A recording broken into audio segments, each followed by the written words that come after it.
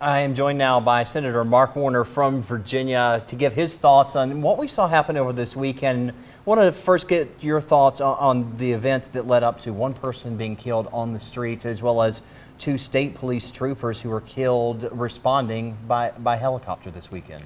Well, I think I, like most Virginians, were shocked to see these folks who, so many of them coming in from out of state, trying to spew this neo-Nazi, white supremacist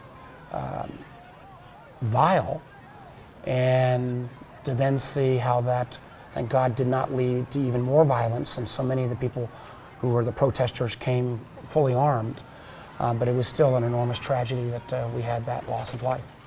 President Donald Trump has come out and condemned some things, but some people say he didn't go quite far enough, especially after former KKK leader David Duke said that they're here to fulfill the promises of the president. Did he need to say more? Patrick, I think part of the job of being a president, I know when I was governor, is you've got to take moments like this and people expect you to lead. And for him to, in effect, leave off the table a complete condemnation of these neo-Nazi and alt-right groups, I think was a huge mistake. And you've seen that now. So many other members of both political parties, both here in Virginia, and I had senators from both parties calling me all day on Saturday, condemning this action, saying, hey, what could they do to help? And I think many of my Republican colleagues were disappointed by the president's failure to step up. Now, he's going to be speaking, I think, fairly shortly. Right now he's meeting with the Attorney General and the head of the FBI. He'll have a chance to maybe be stronger, but I think he left a lot of people cold on Saturday. And a lot of this started over the Confederate monuments and whether to leave them or take them down.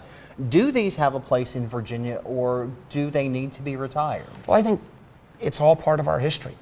We have a proud history in Virginia. Some of it's good, some of it has been not so good. But I think there's an appropriate place as long as there is a story on both sides.